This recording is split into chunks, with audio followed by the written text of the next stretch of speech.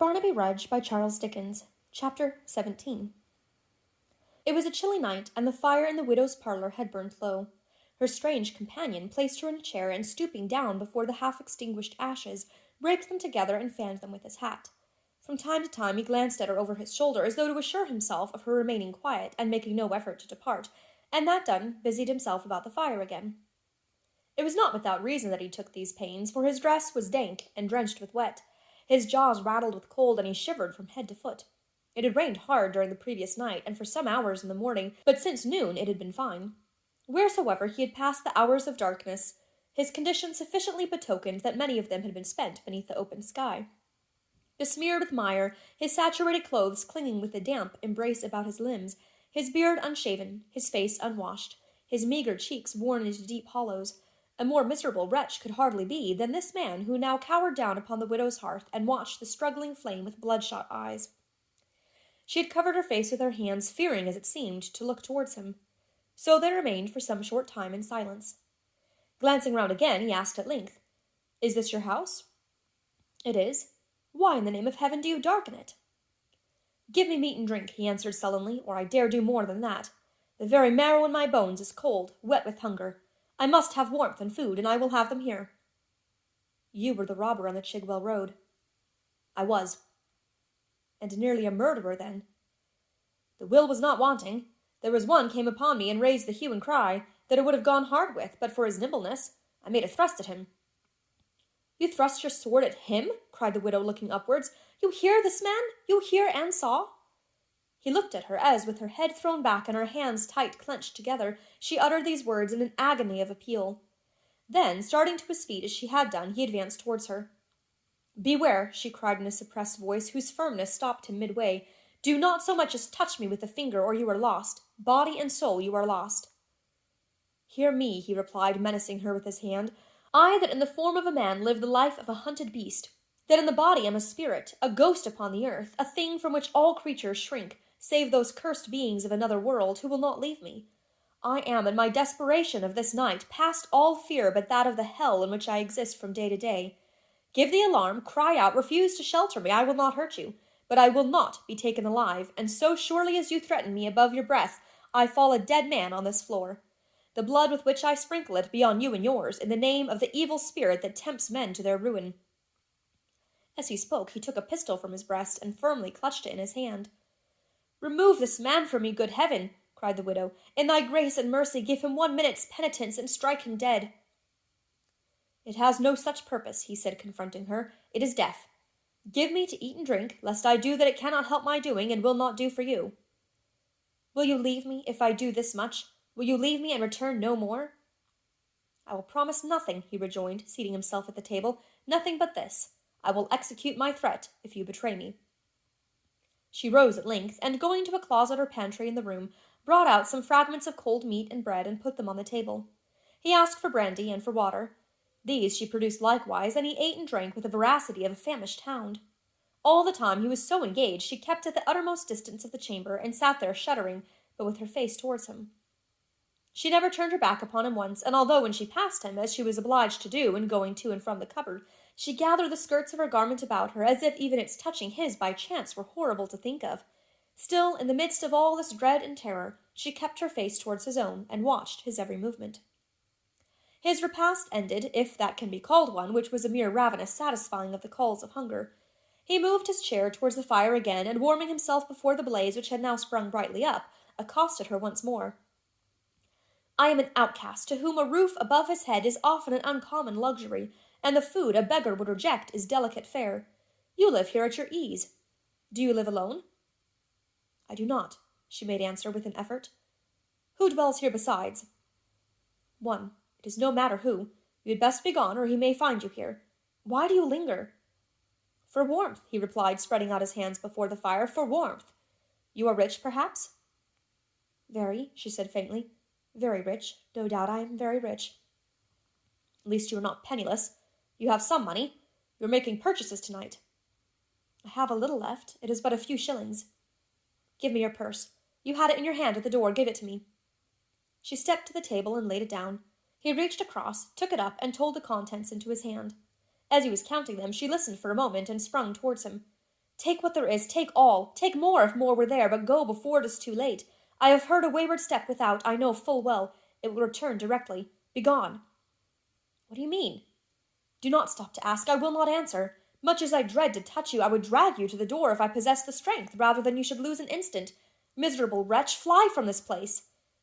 If there are spies without, I am safer here, replied the man, standing aghast. I will remain here, and will not fly till the danger is past. It is too late, cried the widow, who had listened for the step, and not to him. Hark to that foot upon the ground. Do you tremble to hear it? It is my son, my idiot son. She said this wildly. There came a heavy knocking at the door. He looked at her, and she at him. Let him come in, said the man hoarsely. I fear him less than the dark, houseless night. He knocks again. Let him come in. The dread of this hour, returned the widow, has been upon me all my life, and I will not. Evil will fall upon him if you stand eye to eye. My blighted boy, oh, all good angels who know the truth, hear a poor mother's prayer and spare my boy from knowledge of this man. He rattles at the shutters, cried the man. He calls you. That voice and cry. It was he who grappled with me in the road. Was it he? She had sunk upon her knees, and so knelt down, moving her lips but uttering no sound. As he gazed upon her, uncertain what to do or where to turn, the shutters flew open. He had barely time to catch a knife from the table, sheath it in the loose sleeve of his coat, hide in the closet, and do all with the lightning speed, when Barnaby tapped at the bare glass and raised the sash exultingly. Why, who can keep out Grip and me? He cried, thrusting in his head and staring round the room. Are you there, mother? How long you keep us from the fire and light? She stammered some excuse and tendered him her hand. But Barnaby sprung lightly in without assistance, and putting his arms about her neck, kissed her 100 times. We have been afield, mother, leaping ditches, scrambling through hedges, running down steep banks, up and away, and hurrying on. The wind has been blowing, and the rushes and young plants bowing and bending to it, lest it should do them harm. The cowards, and Grip, brave Grip, who cares for nothing, and when the wind rolls him over in the dust, turns manfully to bite it. Grip, bold Grip, has quarrelled with every little bowing twig, thinking, he told me, that it mocked him, and has worried it like a bulldog. The raven, in his little basket at his master's back, hearing this frequent mention of his name in a tone of exultation, expressed his sympathy by crowing like a cock, and afterwards running over his various phrases of speech with such rapidity and in so many varieties of hoarseness that they sounded like the murmurs of a crowd of people. He takes such care of me besides, said Barnaby, such care, mother. He watches all the time I sleep, and when I shut my eyes and make believe to slumber, he practises new learning softly, but he keeps his eye on me the while, and if he sees me laugh, though never so little, stops directly. He won't surprise me till he's perfect. The raven crowed again in a rapturous manner, which plainly said, Those are certainly some of my characteristics, and I glory in them. In the meantime, Barnaby closed the window and secured it, and coming to the fireplace, prepared to sit down with his face to the closet.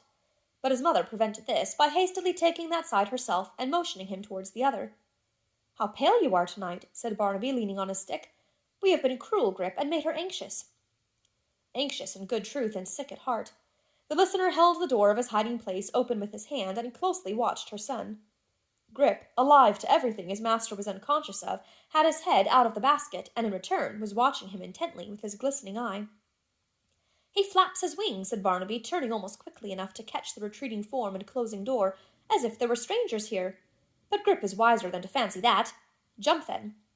Accepting this invitation with a dignity peculiar to himself, the bird hopped up on his master's shoulder, from that to his extended hand, and so to the ground. Barnaby, unstrapping the basket and putting it down in a corner with the lid open, Grip's first care was to shut it down with all possible dispatch, and then to stand upon it. Believing, no doubt, that he had now rendered it utterly impossible, and beyond the power of mortal man, to shut him up in it any more, he drew a great many corks in triumph, and uttered a corresponding number of hurrahs. Mother, said Barnaby, laying aside his hat and stick, and returning to the chair from which he had risen, I'll tell you where we have been today, and what we've been doing. Shall I? She took his hand in hers, and holding it, nodded the words she could not speak. You mustn't tell, said Barnaby, holding up his finger, for it's a secret, mind, and only known to me, and Grip, and Hugh. We had the dog with us, but he's not like Grip, clever as he is, and doesn't guess it yet, I'll wager. Why do you look behind me so? Did I? She answered faintly. I didn't know I did. Come nearer me. You are frightened, said Barnaby, changing colour. Mother, you don't see... See what? There's none of this about, is there? He answered in a whisper, drawing closer to her and clasping the mark upon his wrist. I'm afraid there is somewhere. You make my hair stand on end and my flesh creep. Why do you look like that? Is it in the room as I have seen it in my dreams, dashing the ceiling and the walls with red? Tell me, is it?" He fell into a shivering fit as he put the question, and shutting out the light with his hand, sat shaking in every limb until it had passed away. After a time he raised his head and looked about him. "Is it gone?" "There has been nothing here," rejoined his mother, soothing him. "Nothing indeed, dear Barnaby. Look, you see there are but you and me." He gazed at her vacantly, and becoming reassured by degrees, burst into a wild laugh. "But let us see," he said thoughtfully. "Were we talking? Was it you and me? Where have we been?" "Nowhere but here." "Ay, but Hugh and I," said Barnaby. "That's it, Maypole Hugh and I, you know, and Grip. We have been lying in the forest, and among the trees by the roadside with a dark lantern after night came on, and the dog in a noose ready to slip him when the man came by." "What man?" "The robber, him that the stars winked at. We have waited for him after dark these many nights, and we shall have him. I'd know him in 1,000.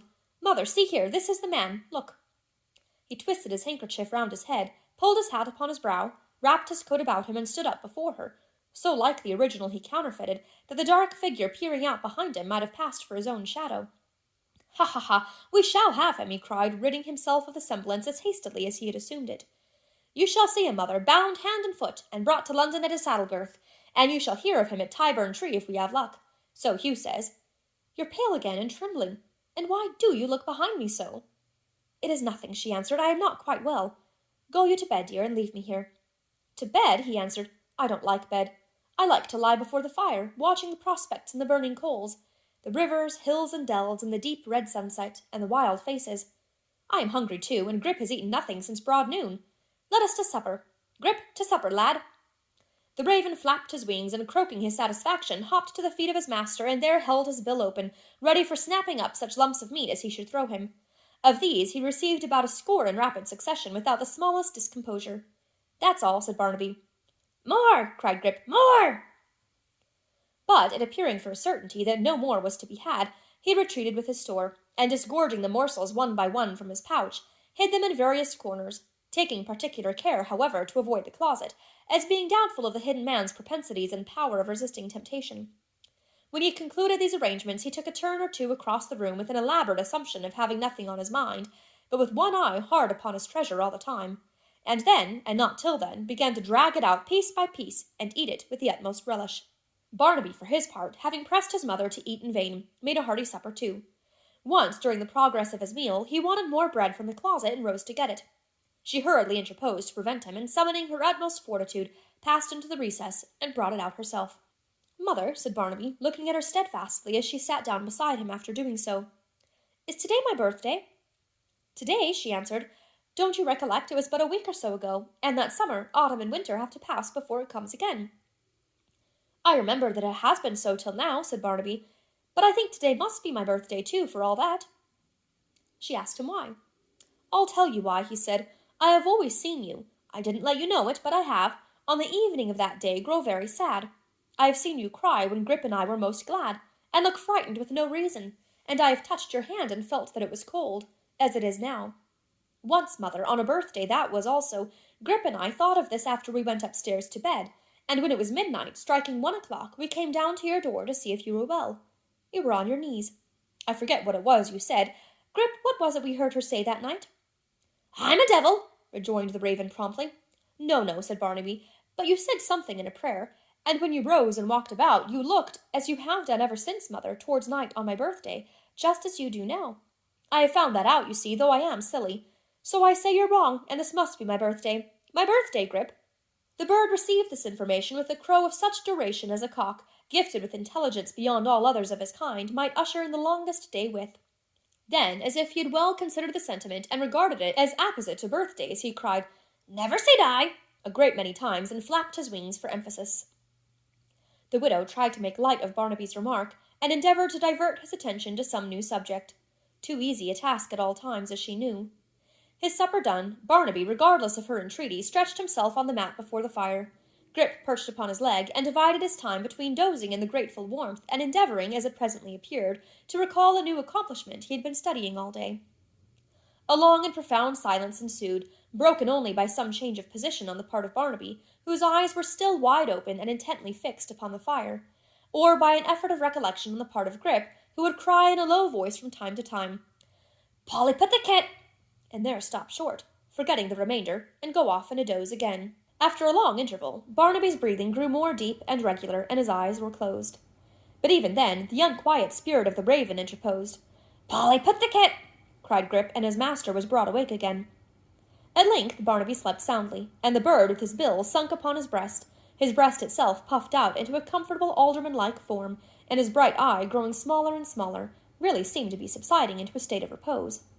Now and then he muttered in his sepulchral voice, "Polly, put the kit," but very drowsily, and more like a drunken man than a reflecting raven. The widow, scarcely venturing to breathe, rose from her seat. The man glided from the closet and extinguished the candle. "T'lon," cried Grip, suddenly struck with an idea and very much excited. "T'lon! Hurrah! Polly, put the kettle on! We'll all have tea! Polly, put the kettle on! We'll all have tea! Hurrah! Hurrah! Hurrah! I'm a devil! I'm a devil! I'm a kettle on! Keep up your spirits! Never say die! Bow wow wow! I'm a devil! I'm a kettle! I'm a... Polly, put the kettle on! We'll all have tea!" They stood rooted to the ground as though it had been a voice from the grave. But even this failed to awaken the sleeper. He turned over towards the fire, his arm fell to the ground, and his head drooped heavily upon it. The widow and her unwelcome visitor gazed at him and at each other for a moment, and then she motioned him towards the door. "Stay," he whispered. "You teach your son well. I have taught him nothing that you heard tonight. Depart instantly, or I will rouse him." "You are free to do so. Shall I rouse him?" "You dare not do that." "I dare do anything, I have told you. He knows me well, it seems. At least I will know him." "Would you kill him in his sleep?" cried the widow, throwing herself between them. "Woman," he returned between his teeth, as he motioned her aside, "I would see him nearer, and I will. If you want one of us to kill the other, wake him." With that he advanced, and bending down over the prostrate form, softly turned back the head and looked into the face. The light of the fire was upon it, and its every lineament was revealed distinctly. He contemplated it for a brief space, and hastily uprose. "Observe," he whispered in the widow's ear, "in him, of whose existence I was ignorant until tonight, I have you in my power. Be careful how you use me. Be careful how you use me. I am destitute and starving, and a wanderer upon the earth. I may take a sure and slow revenge. There is some dreadful meaning in your words. I do not fathom it." "There is a meaning in them, and I see you fathom it to its very depth. You have anticipated it for years. You have told me as much. I leave you to digest it. Do not forget my warning." He pointed as he left her to the slumbering form, and stealthily withdrawing made his way into the street. She fell on her knees beside the sleeper, and remained like one stricken into stone, until the tears which fear had frozen so long came tenderly to her relief. "O thou," she cried, "who hast taught me such deep love for this one remnant of the promise of a happy life, out of whose affliction even, perhaps, the comfort springs that he is ever a relying, loving child to me, never growing old or cold at heart, but needing my care and duty in his manly strength as in his cradle time, help him in his darkened walk through this sad world, or he is doomed, and my poor heart is broken."